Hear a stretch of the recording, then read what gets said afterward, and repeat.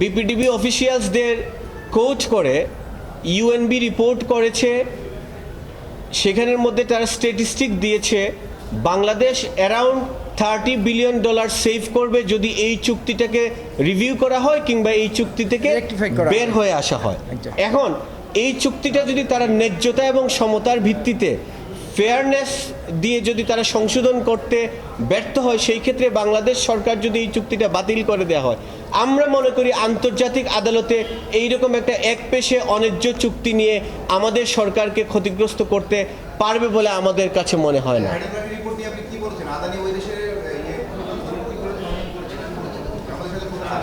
না, সেইটা আমরা বলেছি যে ইতিমধ্যেই ইন্ডিয়ান মিডিয়াতে এসছে, এটা আমাদের কোনো বক্তব্য না, আমি আবারও ক্লিয়ার করছি, ইন্ডিয়ার মিডিয়াতে আসছে এবং হাইডেলবার্গ রিপোর্ট নিয়েও আন্তর্জাতিক মিডিয়ায় এসছে যে শেয়ার বাজারের প্রাইস ম্যানিপুলেশনের ক্ষেত্রে আদানি গ্রুপের একটা ভূমিকা ইতিমধ্যেই মিডিয়ায় এসছে এবং ইন্ডিয়ার অন্যান্য রাষ্ট্রীয় প্রতিষ্ঠানের কাছে আদানি গ্রুপ বিদ্যুৎ যখন সাপ্লাই করে সেইখানে আপনার কয়লার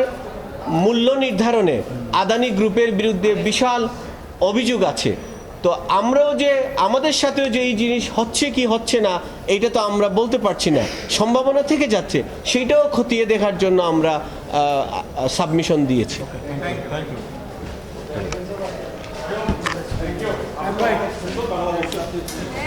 দারুণ